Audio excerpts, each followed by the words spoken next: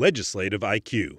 Increase your legislative intelligence with Florida's policy, budget, and campaign monitoring service. Subscribe today at legislativeiq.com.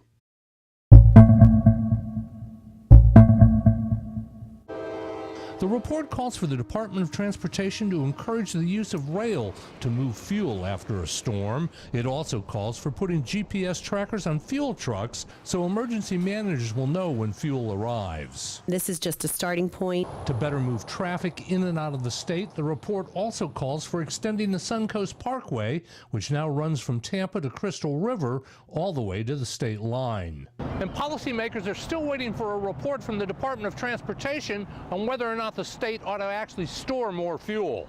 So ideally, if all of those things become implemented, what we will see is a better evacuation process in the future. On Wednesday, the House will take up an extended sales tax holiday for hurricane supplies. Also on the agenda, eliminating the sales tax for nursing homes that purchase generators and their fuel.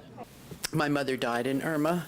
Amy Dantz's 94-year-old mother died after she was moved during Irma. She believes if generators had been in place, her mom would not have been evacuated.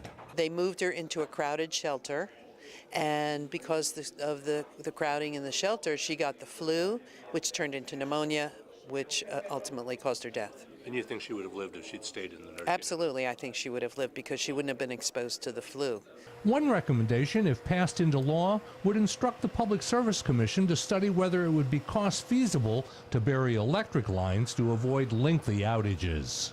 Reporting from the state capitol, I'm Mike Vassalinda.